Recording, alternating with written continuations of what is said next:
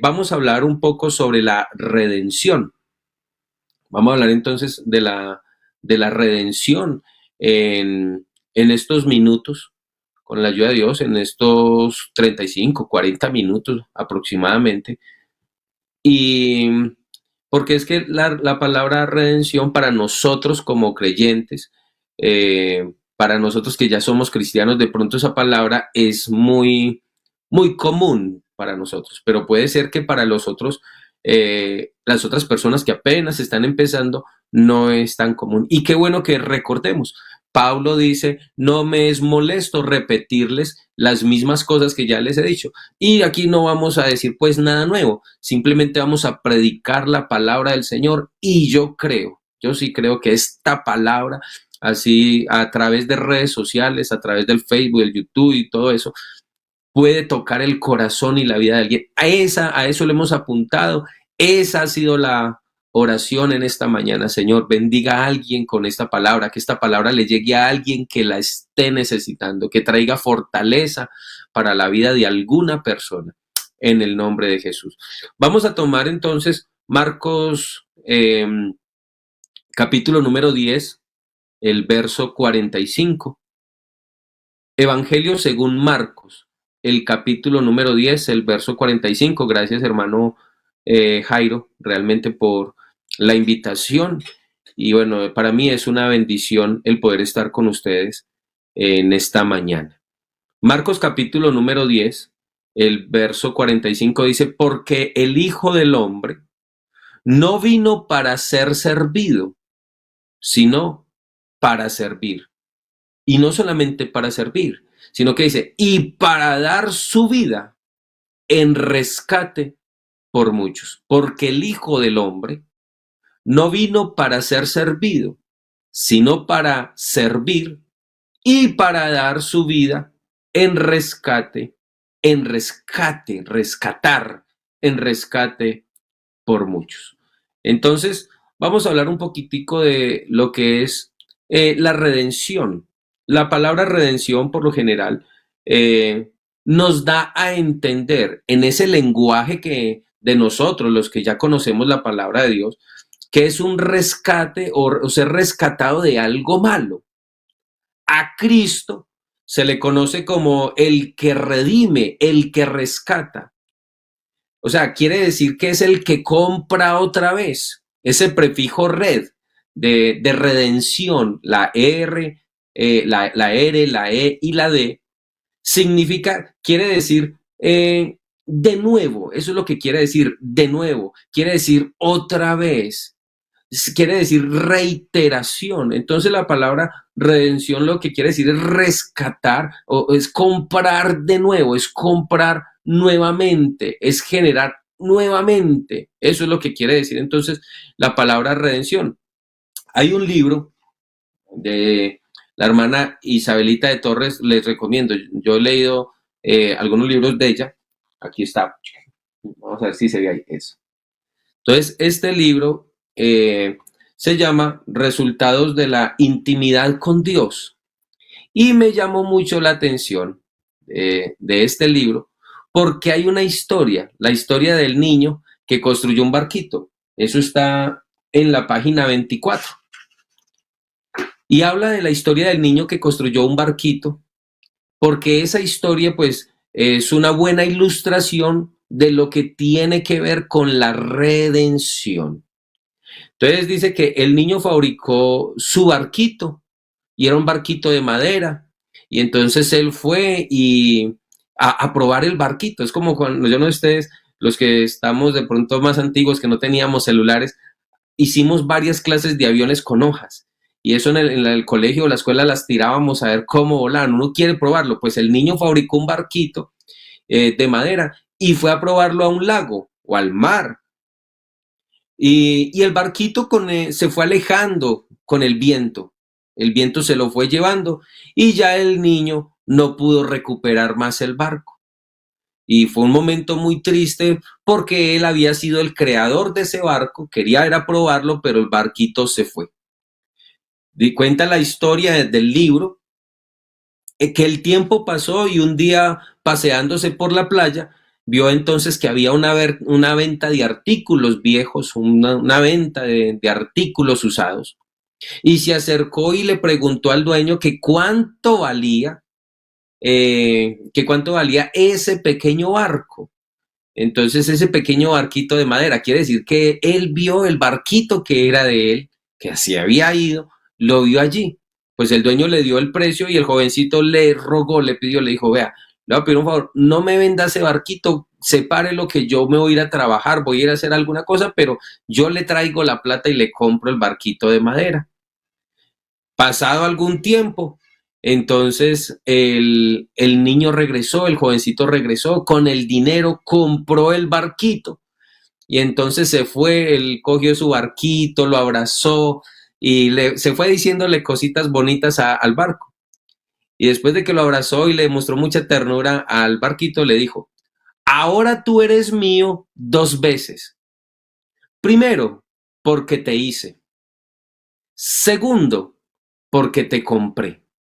Así es que esa historia de ese niño pues nos refleja lo que Cristo hizo por nosotros. Nosotros somos hechura de Cristo, nosotros somos hechos a imagen de Él, nosotros fuimos creados por Él. Eso dice la Biblia en Juan, todo fue creado por Él y para Él y por medio de Él, todo.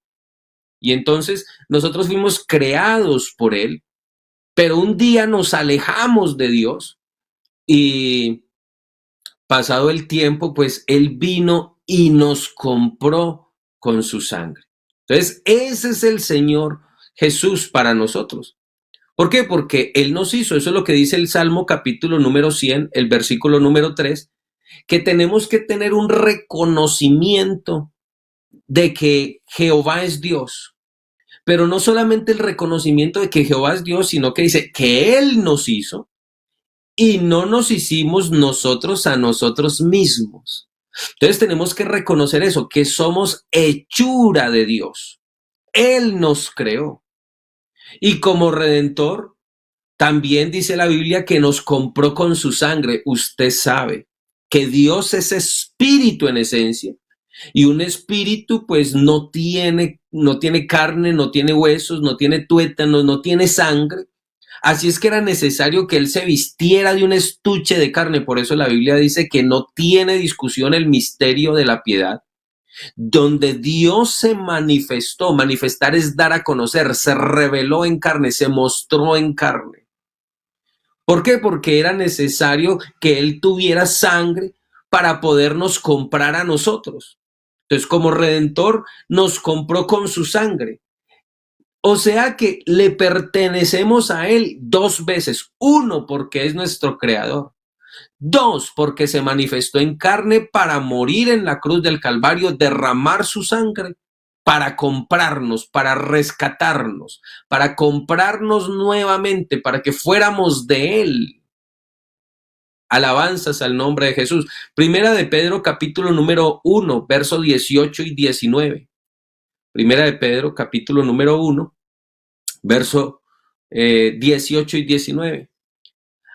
Hay un saber que dice el apóstol, hay algo que usted y yo tenemos que saber, porque dice, sabiendo que fuiste rescatados. Esa palabra rescatados quiere decir comprados, redimidos, sabiendo que fuimos rescatados de vuestra vana manera de vivir, la cual recibimos de nuestros padres. ¿Cuáles fueron nuestros padres? Pues estamos hablando de Adán y Eva. Recibimos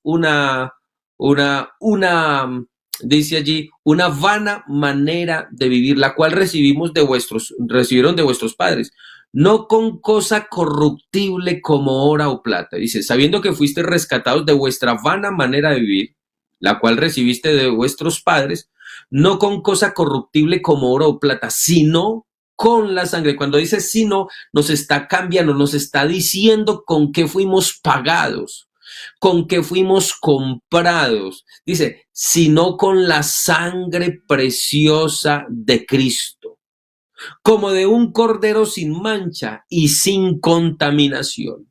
Así es que por nosotros no se pagó un precio económico de dinero, no, se pagó con algo con lo cual el Señor a nosotros nos dio un alto valor. Nos volvió impagables, ya nadie nos puede comprar porque somos de alto valor. ¿Por qué? Por lo que Cristo hizo por nosotros en la cruz del Calvario. Ya no tenemos precio, nos volvimos impagables. Nadie nos puede ya comprar porque Cristo nos dio valor cuando no valíamos nada. Así que Él nos compró con la sangre preciosa de Él derramada, como de un cordero. ¿Por qué dice que como de un cordero sin mancha? Porque en la antigüedad, cuando una familia pecaba, ellos venían y traían un cordero y llegaban a la puerta del tabernáculo, lo recibía entonces allí el sacerdote y el sacerdote hacía una observación minuciosa de ese corderito que iba a ser sacrificado por esa familia. Y entonces revisaba bien el cordero que no tuviera defectos, que no tuviera manchas. El cordero tenía que estar perfecto físicamente hablando. Así es que hace esa similitud con respecto de la sangre preciosa de Cristo y dice, como de un cordero sin mancha y sin contaminación.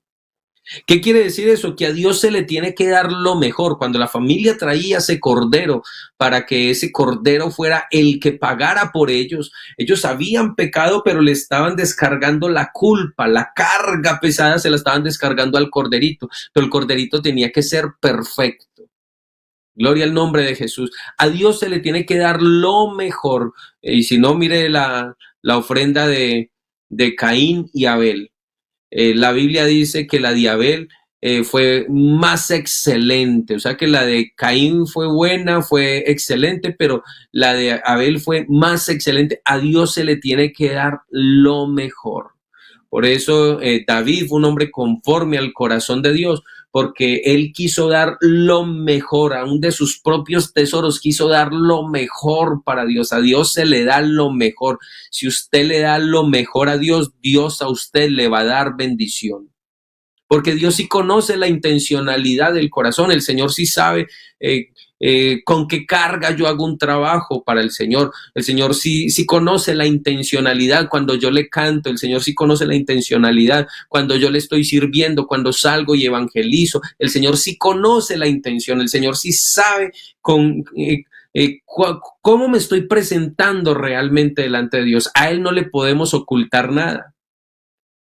Entonces a Él se le da lo mejor. Y entonces dice, fuimos comprados con esa sangre preciosa que es la sangre de Cristo. Y hace el ejemplo, una similitud, dice, como de un cordero sin mancha y sin contaminación. Porque nadie más podía pagar ese rescate por nosotros. Pues la Biblia dice en el Salmo capítulo número 49, verso 8, que la redención, el comprar, la redención es de un gran valor, es de un gran precio. Dice, porque la redención de su vida es de gran precio y no se logrará jamás. Ningún otro ser humano me hubiera podido rescatar a mí. Ningún otro ser humano me hubiera podido redimir a mí, hubiera podido pagar por mí. ¿Por qué? Porque ese ser humano estaba endeudado, estaba envuelto en el pecado, pero se levantó Cristo, Dios manifestado en carne.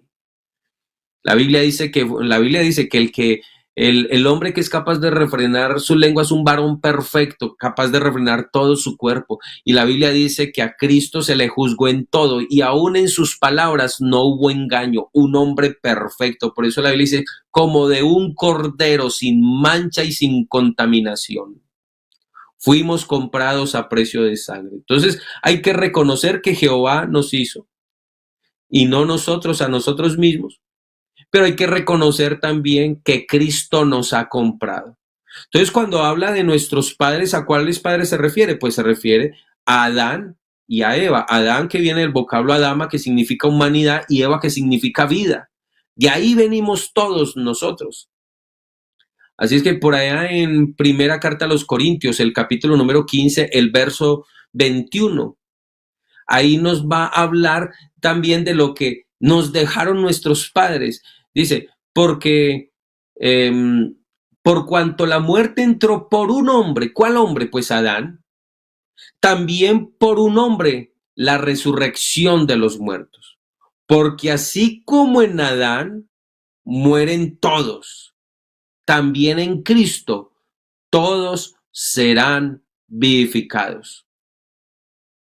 Y Romanos capítulo número 5, el verso 12 dice, por tanto, como el pecado entró en el mundo por un hombre y por el pecado la muerte, así la muerte pasó a todos los hombres por cuanto todos pecaron.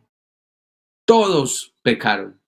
Oiga, tremendo eso, la herencia que nos dejaron, ese regalo que nos dejaron, esa raza caída y destituida, porque Adán, que significa humanidad, él estaba representando toda la humanidad, y cuando él decidió desobedecerle a Dios, cuando él decidió entregar todo lo que Dios le había dado a él, ese gobierno que le había dado a Adán, Dios a Adán, cuando él decidió, nos destituyó a nosotros también de la gloria de Dios. Dice, por tanto, como el pecado entró en el mundo por un hombre y por el pecado la muerte, asimismo, la muerte pasó a todos los hombres, no dice a algunos, no dice a los más bonitos o a los más feitos o a los más pobres, no, a todos, eso nos compete a todos.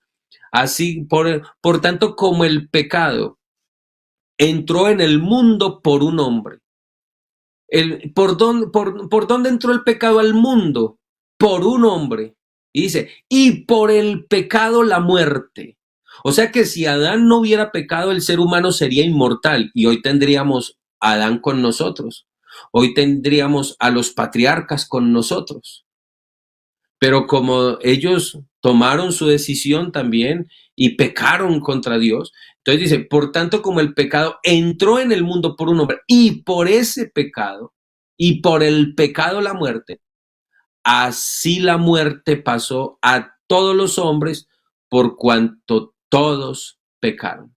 Y mire lo que dice Romanos 3:23, por cuanto todos pecaron, dice allí, y están destituidos de la gloria de Dios. Nosotros fuimos creados a imagen de Dios, el ser humano fue creado a imagen de Dios, pero perdió esa semejanza con el Señor de santidad, de comunión, de intimidad, pues tanto que el Señor venía y hablaba con Adán, como usted llamara a su papá o a su mamá, eso era algo normal.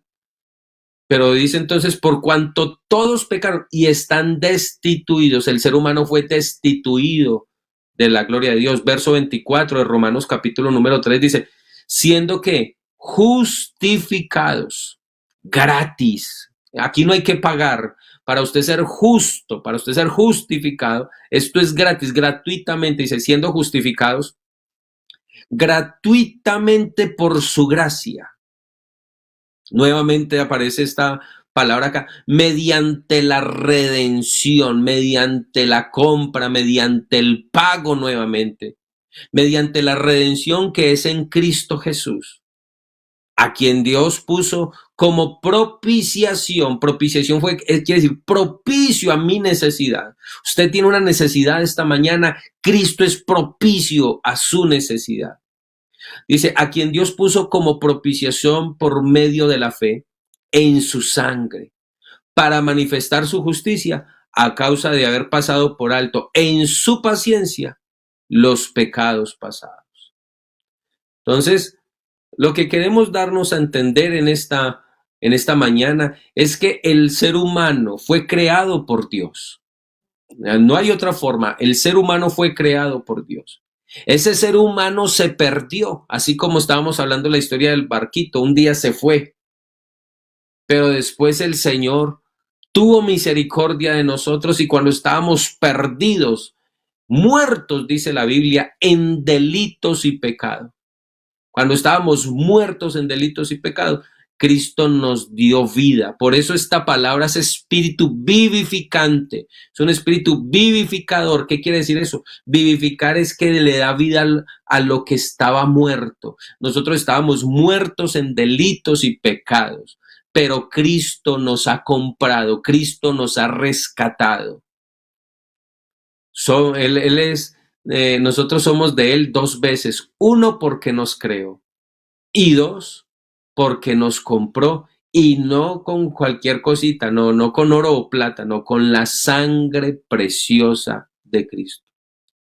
Habían varias formas, según la antigüedad, de redimir, de rescatar. Según la historia, habían varias formas de rescatar.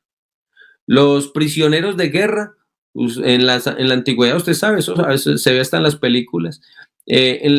Cuando había un prisionero que después de una batalla que era muy importante, pues el otro gobierno o el otro reino venía y lo redimía, compraba, mandaba unos presentes para que le entregaran su prisionero. Eso era un rescate, había que pagar un precio. Eso es una redención, eso es pagar un precio. También podría ser liberados los esclavos mediante un mecanismo de rescate en la compra ficticia por un dios. ¿Cómo así? En la antigüedad lo que se hacía era que cualquier dios, no estoy hablando del dios creador, cualquier deidad pagana, la persona si tenía una economía, pues él podía pagar el rescate.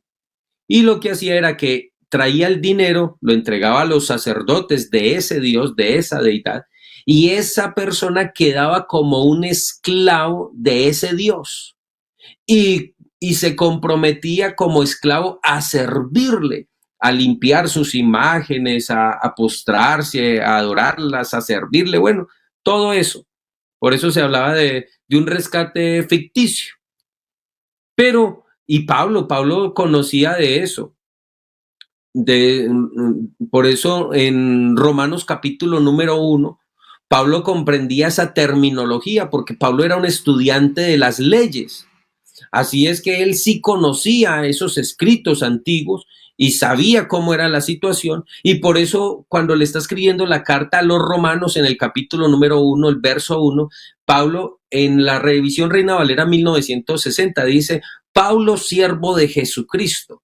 Pero la traducción realmente de esa palabra siervo significa doulos, que es esclavo, lo que quiere decir que Pablo entendió que a nosotros Dios nos compró y entonces ahora somos esclavos de Dios realmente. A nosotros no nos gusta mucho esa palabra de esclavos, más bien la maquillamos y nos parece más bonita si le colocamos siervos. No es que somos siervos, no, un siervo era un esclavo. Y ahí es donde nosotros debemos de entender como creyentes del Evangelio, hermano, que nosotros perdimos los derechos. Por eso Pablo escribe: Pablo, esclavo de Jesucristo. Eso es lo que dice Pablo, siervo de Jesucristo. O sea, Pablo está diciendo: yo soy un esclavo de Jesucristo. ¿Por qué? Porque me compró. Y como ya Él es mi dueño dos veces, uno, porque me creó, porque todas las cosas fueron creadas por medio de Él y para Él. Y dos, porque me compró a precio de sangre cuando yo estaba perdido, cuando estábamos muertos en delitos y pecados. La Biblia habla de que la iglesia desde que de sus nacimientos ha tenido persecución, y uno de esos perseguidores fue Pablo. Pablo fue un torturador, si era posible torturaba a los creyentes para que blasfemaran el buen nombre de Jesucristo, el santo nombre de Jesucristo. Pero mire, Pablo reconoce y dice: bueno, él me rescató de esa vana manera de vivir. ¿Qué voy a hacer? Pues dedicarle mi vida a él. Y ahora escribe a la iglesia en Roma y le dice: Pablo, siervo, Pablo, esclavo de Jesucristo. Él entendió la razón de ser, y es lo que muchos no hemos entendido, hermano. Perdimos los derechos cuando nos entregamos a Cristo, nos rendimos a Él, nuestra vida la rendimos, ya nosotros no podemos hacer lo que queremos. Ahora usted es un cristiano. Y si usted es un cristiano, usted está hecho para vivir para Cristo. Ya no es para sus decisiones, ya no es para sus deleites, ya no es para lo que usted quiera. Es que yo voy a hacer esto y voy a hacer lo otro. No, ahora es: Señor, ¿tú qué quieres hacer con mi vida? Es lo que muchos no han entendido y por eso sufren en la vida. Porque, hermano, ya el esclavo, usted sabe cómo es un esclavo. Un esclavo ya no hace lo que quiere, sino que hace lo que su amo le indica. ¿Dónde encontramos? En la escritura. Lo que tú quieras hacer con nosotros, Señor, está bien. Qué bueno que nos rindiéramos al Señor y le dijéramos eso: Señor, lo que tú quieras hacer con nosotros. Pablo entendió eso, me gusta, me llama la atención, me emociona, hermano, el pensar eso, que no, es que esa arrogancia que nosotros tenemos como seres humanos, me incluyo ahí, hermano, porque yo sigo siendo un ser humano y esa arrogancia a veces que tenemos, esa altivez, pero hermano, qué bueno que nos rindamos hoy a Cristo, que podamos entender que hemos sido rescatados, que hemos sido comprados, que tenemos dueño y como dueño que tenemos, pues ya no nos mandamos nosotros mismos. Estamos mirando algunos ejemplos de lo que es la redención. Entre los hebreos también se veía, están allá en el libro del Éxodo, capítulo número 21, verso 28 al 30. Ayúdeme por favor allí a escribir los textos bíblicos porque a veces no tenemos el tiempo para leerlos, pero qué bueno que queden allí plasmados. Éxodo capítulo número 21, del verso 28 al 30, habla que si un hombre tenía un animal que era peligroso, un buey que fuera peligroso, debía tenerlo guardado, porque estamos hablando de redención, de rescatar, de redimir. Si se escapaba ese animal y corneaba a alguien, de modo que le produjera la muerte, pues la ley declaraba que el buey tendría que morir apedreado y su dueño, si no lo había guardado, porque ya sabía que era un animal peligroso, también tenía que morir. Pero había una forma para que esa persona no muriera.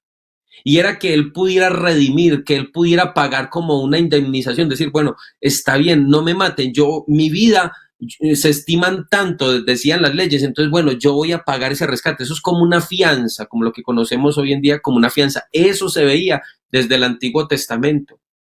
Había otra forma también de redimir, y la redención se efectuaba por un pariente cercano. Eso también aquí ya lo hemos enseñado. Por allá en Isaías capítulo número 49, verso 24 al 25, hace una pregunta que me gusta mucho y dice, ¿será quitado el botín al valiente?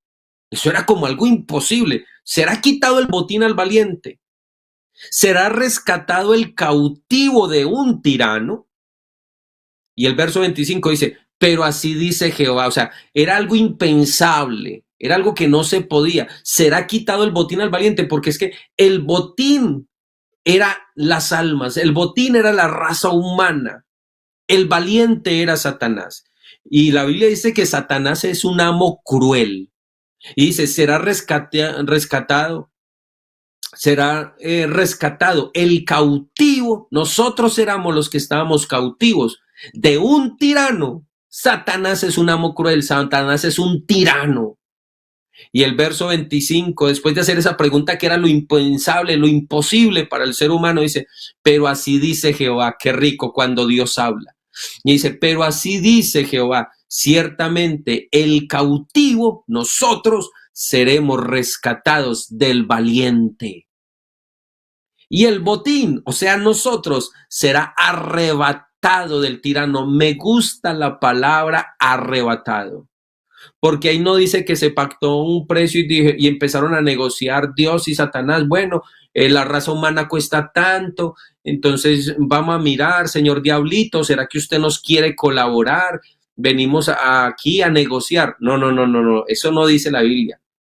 La Biblia dice, ciertamente, de verdad, dice, ciertamente el cautivo será rescatado del valiente y el botín será arrebatado, le será quitado. Eso es lo que está diciendo, será arrebatado al tirano y tu pleito yo lo defenderé y yo salvaré a tus hijos. Oiga, qué hermosura esta palabra, hermanos. La Biblia dice en Hebreos capítulo número 2, el verso 14, acuérdese de esto, que Dios no tiene sangre, Dios no tiene carne, Dios no tiene nada de eso. Entonces a él le tocó que venir y vestirse de un estuche de carne. Eso dice la Biblia en Juan capítulo número 1, en el principio era el verbo era con Dios y el verbo era Dios. Y en el verso 14, y aquel verbo, o sea Dios, se hizo carne, aquel Dios se hizo carne. Y primera Timoteo 3:16 dice que no tiene discusión, esto no es para discutirlo. Grande es el misterio de la piedad. Dios se hizo, se manifestó en carne, se hizo un ser humano. Y la Biblia dice en Hebreos capítulo número 2, el verso 14, así que por cuanto los hijos participaron de carne y sangre, él también participó de lo mismo. ¿Para qué Cristo? ¿Para qué Dios viene y se viste en un estuche de carne? Hay explicaciones, que la misma palabra nos da la explicación. Así que por cuando hijos participaron de carne y de sangre, él participó de lo mismo para destruir por medio de la muerte. Dios no puede morir en esencia porque él es Dios. Pero cuando se viste de un estuche de carne, por eso era necesario que se preparara un cuerpo, porque un cuerpo sí puede morir, se metió en el tiempo, estuvo en medio de nosotros. Y la Biblia dice que estaba en medio de nosotros y vimos su gloria. Se dio a conocer como el Hijo de Dios, pero no simplemente era el Hijo de Dios, era Dios manifestado en carne. Eso dice la Biblia. Primera de Juan 5:20 dice que Jesucristo es el verdadero Dios y la vida eterna. Romanos 9:5 dice de quienes son los patriarcas y de los cuales según la carne vino ¿quién? Cristo, el cual es Dios por encima de todas las cosas. Y entonces aquí está diciendo, así que por cuanto los hijos participaron de carne y sangre, él también participó de lo mismo. ¿Para qué participó de lo mismo de nosotros? Dice, para destruir por medio de la muerte. ¿A quién? Dice, al que tenía el imperio de la muerte. ¡Aleluya! Gloria al nombre de Jesús. Yo no sé si yo me estoy haciendo entender esta mañana, hermanos, pero esto es algo glorioso. Para destruir por medio de la muerte, o sea que era necesario que él muriera. Cuando Cristo estaba muriendo en la cruz del Calvario, estaba destruyendo por medio de la muerte al que tenía el imperio de la muerte. ¿A quién? A Satanás. Satanás el Señor lo venció. La Biblia dice que exhibió en la cruz del Calvario. Para muchos la cruz del Calvario, qué pesar. Algún religioso por ahí se atrevió a decir que la muerte de Cristo fue un error, fue un fracaso de Dios, pero nosotros sabemos bíblicamente que fue la victoria, porque la Biblia dice que en la cruz del Calvario el Señor exhibió a principados, a potestades, a huestes espirituales de maldad. Dice, los exhibió públicamente, demostró triunfando sobre ellos en la cruz del Calvario. Así que por cuanto los hijos participaron de carne y sangre, él también participó de lo mismo. ¿Para qué? Para destruir por medio de la muerte al que tenía el imperio de la muerte. Y ahí da la explicación, dice, esto es, ahí aclara, les voy a decir quién tenía el imperio de la muerte. Satanás. Gloria al nombre de Jesús. Aleluya. Gloria al nombre de Jesús. Gloria al nombre de Jesús. Por eso será quitado el botín al valiente, será rescatado el cautivo del tirano. Eso sería algo impensable. Pero el Señor dice, pero yo digo, ciertamente, esto va a ser así. Esto no es una negociacioncita y vamos a mirar cómo entramos en un proceso de paz. No. El Señor destruyó. El Señor peleó por nosotros y venció. Y dice, pero así dice Jehová, ciertamente el cautivo será rescatado. Nosotros fuimos rescatados, fuimos redimidos, fuimos comprados a precio de sangre. Era necesario que él muriera en la cruz del Calvario. Eso fue lo que no entendió Satanás. Satanás quería saber si realmente Jesucristo era Dios o si Satanás quería saber si realmente Jesucristo es Dios. Él quería darse cuenta de eso y por eso fue que lo tentó. Allá en Mateo capítulo número 4 dice que lo llevó a los pináculos y le dijo, si todo esto te voy a dar, si postrado me adoras. Pero tan bello el Señor que le dijo, no, mijo, lo voy a dejar con la duda. Lo voy a dejar con la duda. Porque algunos hacen la interpretación de ese texto, vete de mí, Satanás, porque escrito está, al Señor tu Dios adorarás y a él solo servirás. Y dicen, no, es que ahí está Dios, ahí está Jesús mostrando su deidad, pero realmente Satanás no sabía que Jesucristo era Dios. No lo sabía. Si él se hubiera dado cuenta que realmente él era el Hijo de Dios, si hubiese entendido eso, él le coloca unos guardaespaldas porque la Biblia dice que sin derramamiento de sangre no hay perdón de pecados. Así es de que hubiera hecho todo lo posible para que no se derramara esa sangre inocente. Él lo dejó con la duda, porque ese texto realmente no viene hablando de la unicidad. Bueno, eso habría que hacerle una verdadera exégesis a ese texto. Ese texto viene hablando precisamente, Satanás lo está tentando con la palabra y Jesús lo está confrontando con la palabra. Eh, Porque él lo que le está diciendo, cuando lo está tentando, le está diciendo, es que está escrito, si usted se va a lanzar y él va a mandar a sus ángeles, lo que dice en el Salmo, él va a mandar a sus ángeles acerca de ti para que tu pie no tropiece en piedra. Y el Señor le contesta con la palabra, sí, pero es que escrito está que no podemos tentar al Señor nuestro Dios. Al Señor tu Dios no lo vas a tentar. Eso es lo que dice si es que el Señor Jesús le estaba contestando, pero lo dejó a él con la inquietud. Y eso era lo que él no sabía. Y el Señor tan bello. Así que por cuanto los hijos participaron de carne y sangre, él participó de lo mismo para destruir por medio de la muerte al que tenía el imperio de la muerte, esto es, al diablo. Y dice en Gálatas capítulo número 4, el verso 4, pero cuando vino el cumplimiento del tiempo, Dios envió a su Hijo, nacido de mujer y nacido bajo la ley. Todo tenía un tiempo. Tenía que ver con personas. Tenía que ver con que Él se tenía que hacer nuestro pariente cercano para podernos redimir, para podernos rescatar. Él se hizo nuestro hermano para podernos, participó de lo mismo, para podernos rescatar a nosotros.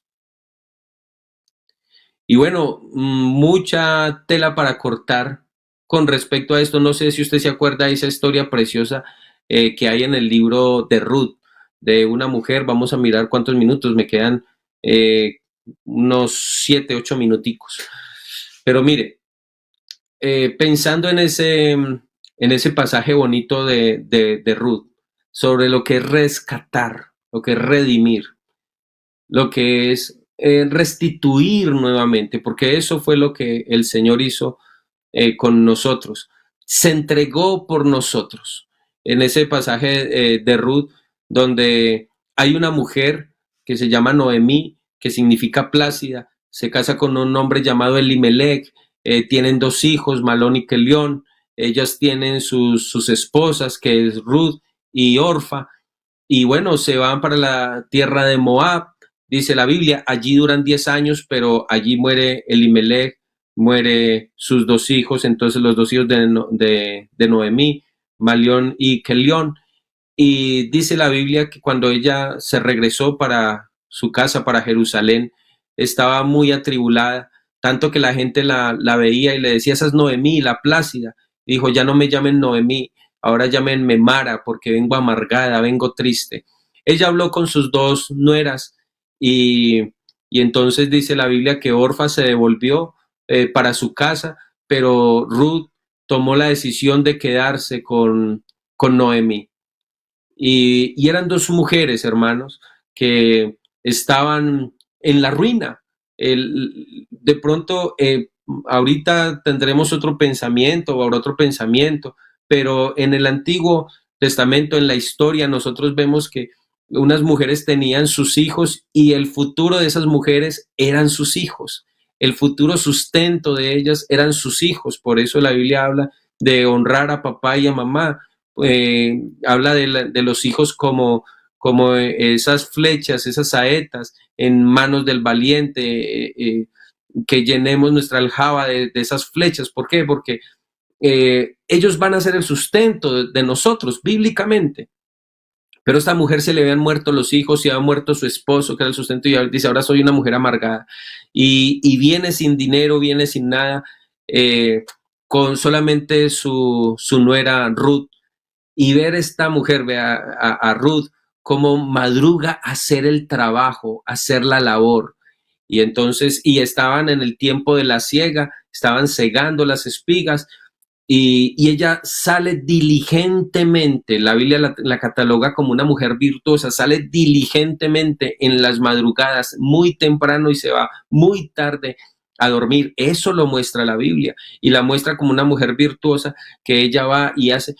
Y entonces hay un hombre que es el dueño del campo llamado Booz y dice, bueno, ¿y quién es esta mujer? No, ella es la nuera de Noemí, que ya todos conocían la historia, y Booz era familiar de Elimelech, así que era un pariente cercano.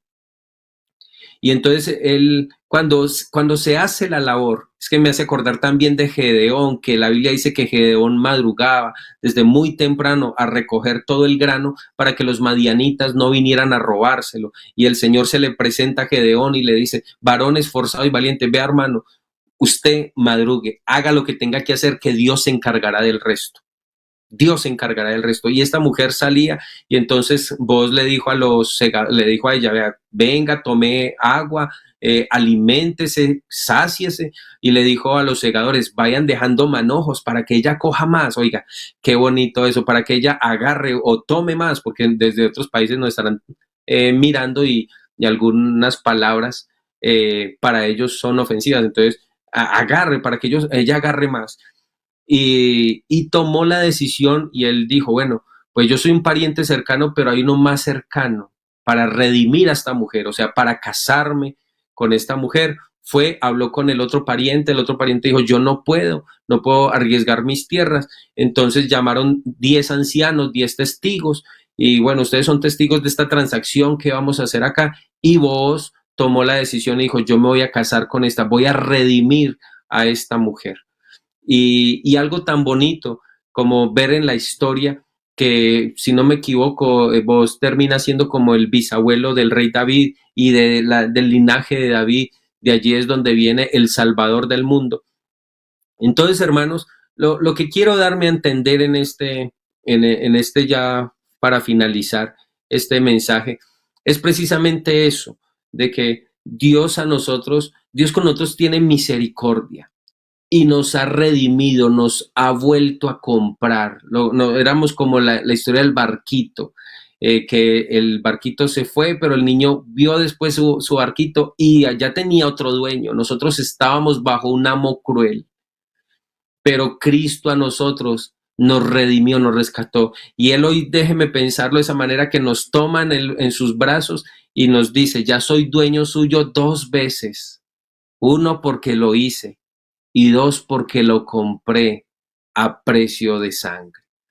Así es, mis hermanos, que pensemos en esto, tenemos que ser agradecidos con el Señor. Dios ha sido muy bueno con nosotros, ha hecho muchas cosas por nosotros. Lo mínimo que podemos hacer es reconocer lo que nosotros somos. Somos esclavos por amor.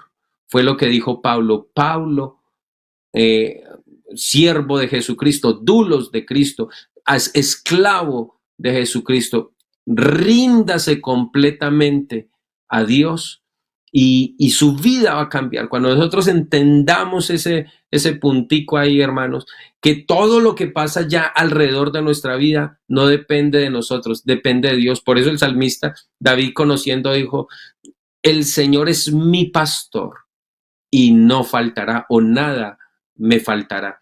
Es reconocer eso, es que el Señor sea nuestro pastor. Él nos ha comprado, Él es nuestro dueño. Usted no se preocupe por nada, hermano. Descanse solamente en Dios. Entréguese en las manos de Dios. Arrójese a las manos de Dios y el Señor se encargará del resto de las cosas. 7:58 de la mañana, hermano Jairo, lo dejo, pero antes de eso vamos a hacer esta oración, dándole gracias a Dios por su palabra en esta mañana. Señor Jesús, te damos muchas gracias, tú eres muy bueno. Para siempre es tu misericordia, Señor. Qué bueno que podamos entender que tenemos que descansar en ti, que tú eres nuestro hacedor, pero también eres nuestro dueño porque nos has comprado a precio de sangre, Señor Jesús. Que nuestros hermanos que están pasando dificultades puedan entender eso, que estamos descansando en ti, en lo que tú quieras hacer, Señor, con nuestra vida, que hemos perdido, que no hemos perdido nuestra vida, porque tu palabra dice que si alguno quiere ganar la vida, la tiene que perder. Y para poderte agradar, Señor, tenemos que morir a nosotros mismos para poder vivir para ti, Señor Jesús. Que aprendamos a depender de ti, Señor, de lo que tú quieras hacer en nuestra vida. En tu nombre santo, Dios mío. Amén y amén. Hermano Jairo, Dios lo bendiga y muchas gracias por la invitación.